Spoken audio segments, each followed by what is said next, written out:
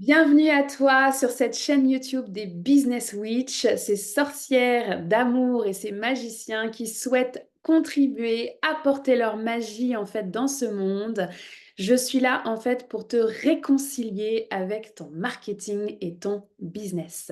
Cette semaine, on se retrouve pour un des 8 piliers de ce marketing des étoiles, marketing du cœur. On va parler de cadre, on va parler de limites.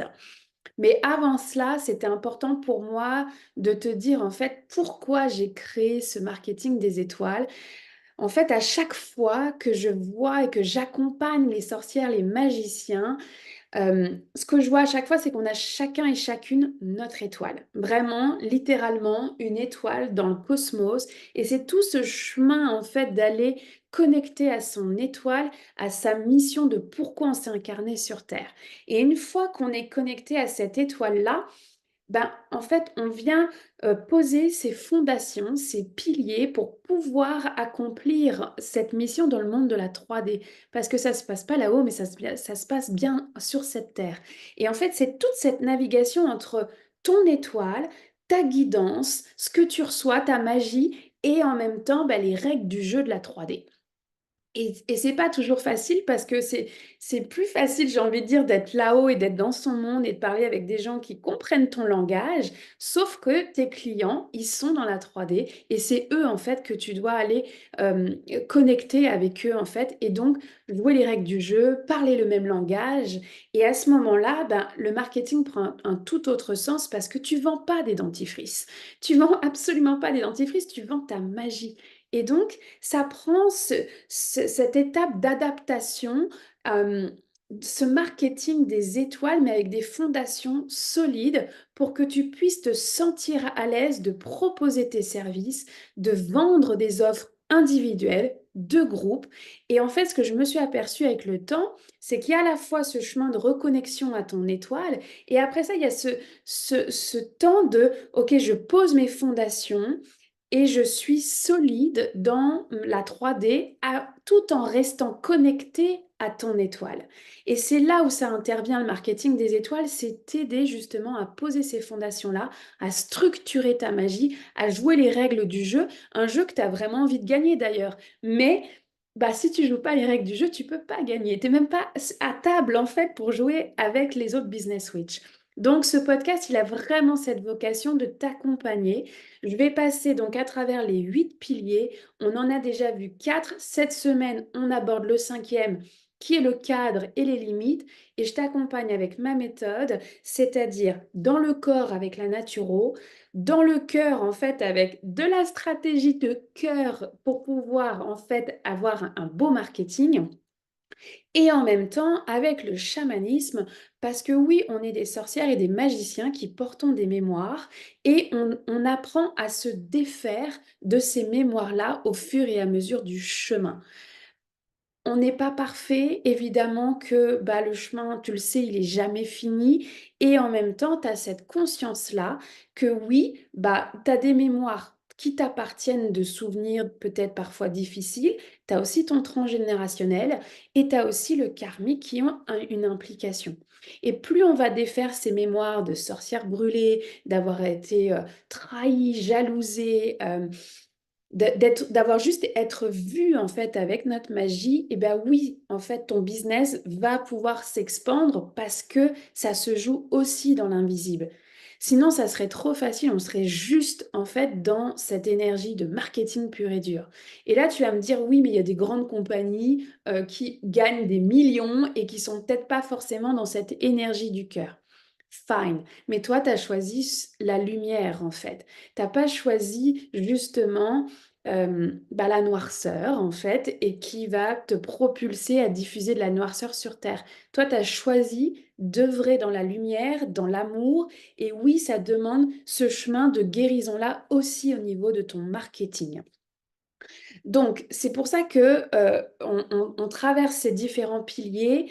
Là, cette semaine, on va parler de cadre, on va parler de limite, parce qu'en fait, si tu es tout le temps au service des autres, mais que tu n'es pas à ton propre service, bah, tu peux pas en fait avoir un marketing ancré, aligné en fait à justement l'énergie que tu portes, cette énergie d'amour, de lumière. Donc, Il y a toujours ce décalage entre ton propre chemin personnel et le chemin, en fait, où tu tiens l'espace pour les autres, parce que tu as déjà transcendé ces thèmes-là. Et oui, tu incarnes ton message à ce moment-là. Mais ça ne sera pas à n'importe quel prix. Tu vas pas diffuser ta magie de sorcière, d'amour ou de magicien de lumière en étant complètement par terre. Tu vas trouver ton équilibre là-dedans. Donc ça, c'est vraiment le thème de cette semaine, ton cadre et tes limites. Et on va commencer par ton énergie de CEO. Parce qu'en fait, sans la santé et sans énergie, tu ne peux pas accomplir cette mission-là. Cette étoile à laquelle tu connectes, cette vision que tu as envie d'accomplir, mais si tu n'as pas l'énergie dans ton corps physique, ça va être compliqué de pouvoir diffuser à ce moment-là ta magie. Alors, c'est un chemin de tous les jours, c'est une discipline aussi de prendre soin de son énergie, mais tu vois, typiquement, je vais jamais offrir un voyage chamanique, même une visualisation, si j'ai bu de l'alcool la veille, si j'ai mal mangé, tu sais, genre de la friture, et cetera, tu peux être certaine que dans les 48 heures, la priorité, ça va être de prendre soin de mon corps physique et de ne pas tenir l'espace parce que là, c'est mon cadre et mes limites qu'embarque. C'est la sécurité énergétique à la fois pour moi et à la fois pour mes clients. Donc oui, mon énergie de CEO et la tienne, en fait, est primordiale. Donc aujourd'hui, tu vas me dire: «Super, mais bon, bah, avec les événements de la vie, tu as fait du mieux que tu pouvais, tu as tenu l'énergie», puis en fait, tu vois, ça, c'est la grande prise de conscience de tu ne tiens pas l'énergie, elle te traverse et tu fais du mieux que tu peux. Donc, je veux te proposer des outils pour prendre soin de ton feu, parce que ton feu, tu le sais, il est là, il est bien présent et c'est ce qui va te permettre d'accomplir ta vision. Et en même temps, bah, tu sais, un coup il est trop grand, un coup il est trop petit, puis tu sais, ça navigue là-dedans, alors que tu tiens l'espace de ton propre feu, en priorité, avant même d'accompagner les autres à reconnecter à leur feu intérieur. Et pour ça, en fait, j'ai envie de t'inviter à rajouter des épices dans ta vie, ce côté un peu spicy, parce que tu vas nourrir ton étincelle, tu vas nourrir ce feu, en fait. Donc déjà, première chose, reconnecte avec les épices dans ton alimentation. J'adore toujours commencer par l'alimentation et ajouter des éléments. Donc les épices, curry, cumin, le poivre, le curcuma, vas-y, fais-toi plaisir en fait dans cette énergie-là de tu sais, avec cette conscience de: «Je me prépare un curry, OK, j'alimente mon feu, j'alimente peut-être le feu aussi de ma famille».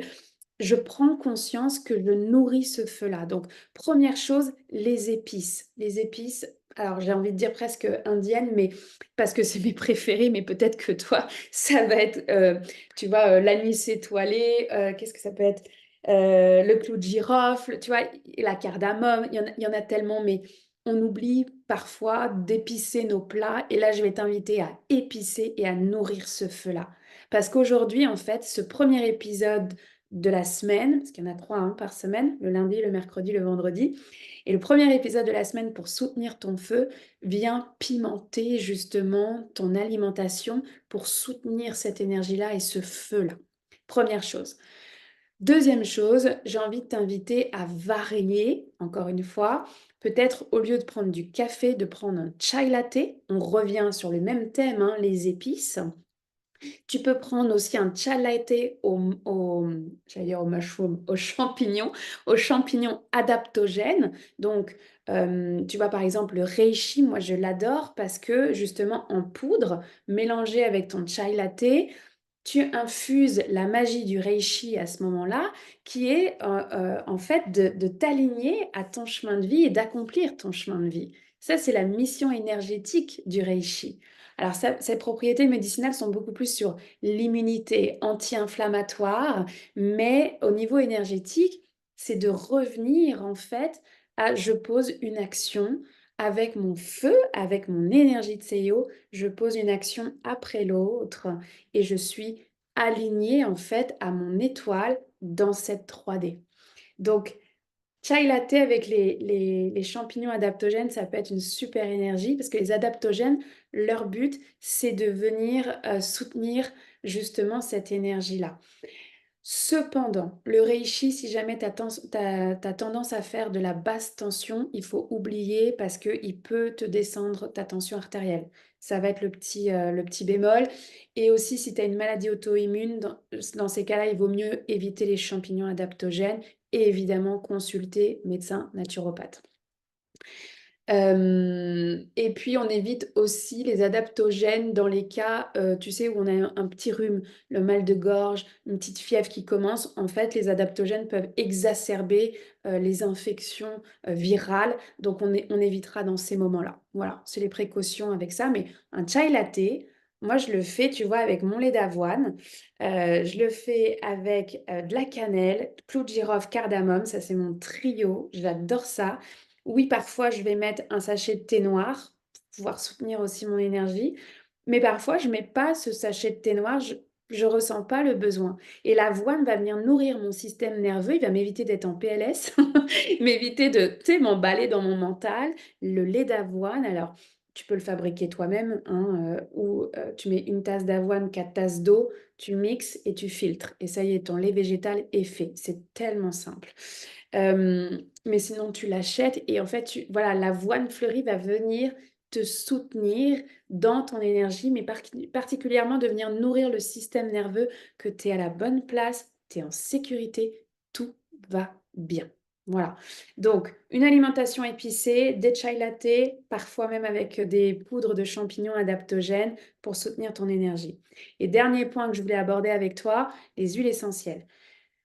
Probablement que tu connais, que tu aimes ça, que tu as des formules. Mais ce que j'ai envie d'ajouter, ce côté un peu spicy du jour, pour faire bouger les énergies, c'est ajoute du poivre noir en huile essentielle. Alors, tu peux prendre du poivre noir ou du poivre rose en huile essentielle. Tu mets une goutte dans ta formule habituelle et ça va venir potentialiser tout le feu de cette formule.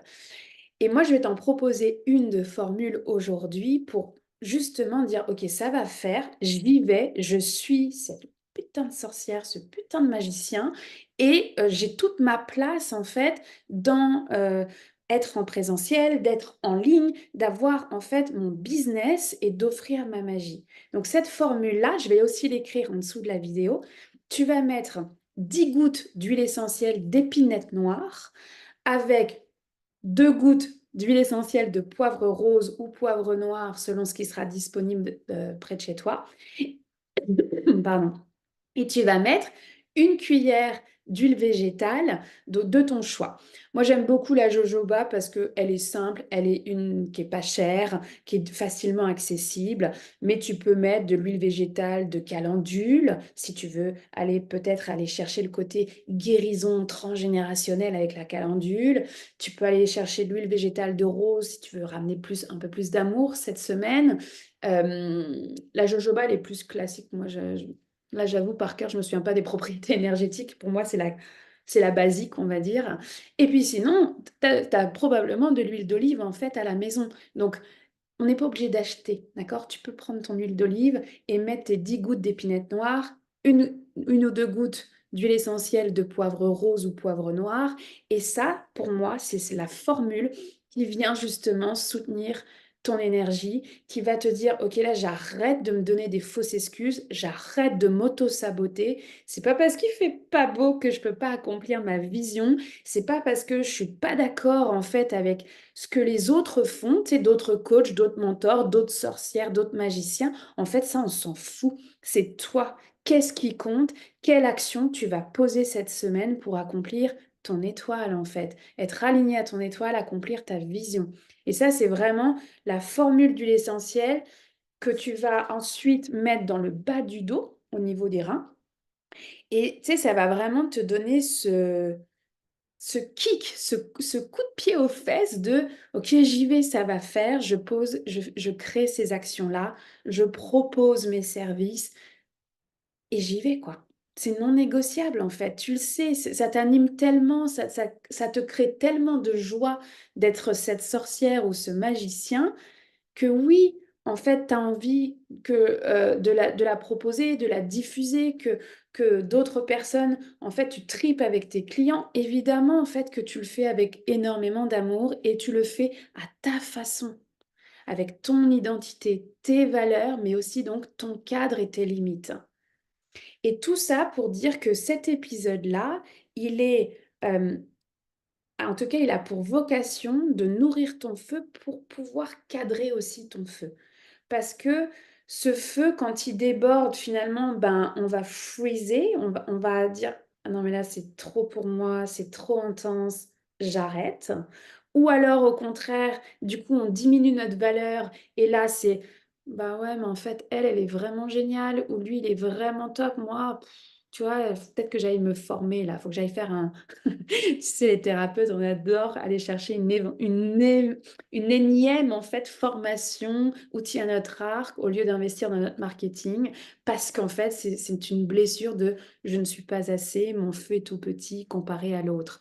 Donc là, tu vois, cet épisode, il a vraiment à vocation de dire: «Mais embrasse ton feu, la hauteur de ton feu, canalise-le aussi pour mettre en action, en fait, les prochaines étapes». Si tu n'as pas le cadre, en fait, dans ton corps, justement, si tu n'as pas le cadre de ce feu, soit il va te brûler et tu vas être par terre, soit tu vas minimiser ta valeur et tu vas rien faire. Et dans les 2 cas, en fait, bah, on freeze, on n'avance pas comme on veut parce que on maîtrise pas notre feu.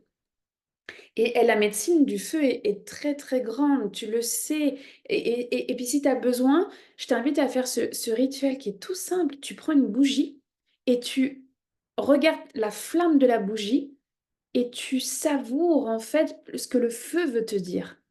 Tu sais, des fois, on voudrait, oh, le grand feu de sabbat, 100 personnes dehors, mais en fait, déjà, toi, avec ton feu et cette bougie qui est une manifestation extérieure de ton propre feu, viens méditer avec elle et regarde ce que le feu veut te dire. Parce que si ce feu-là, encore une fois, n'est pas cadré, c'est plus compliqué. Ça revient avec des mots, hein, très 3D de cadre, limite. Et la première limite, c'est ta santé, c'est ton énergie. Prends soin d'elle. S'il y a des aliments où tu sais déjà que tu es intolérant, fais pas par exprès d'en prendre. Surtout quand tu vas tenir l'espace pour des clients ou que tu vas te montrer sur les réseaux sociaux pour partager ta magie, ça se ressent parce que tu n'as pas la même énergie. Donc, viens épicer ton feu, d'accord? Viens le nourrir et viens justement se mettre ce coup de pied aux fesses de dire aujourd'hui, ça suffit, j'y vais avec mes règles, mon cadre et mes limites. Je t'embrasse fort. On se retrouve mercredi pour la deuxième partie. Cette fois-ci, on part en visualisation chamanique pour aller voir qu'est-ce qui joue dans l'invisible au niveau de ton cadre énergétique.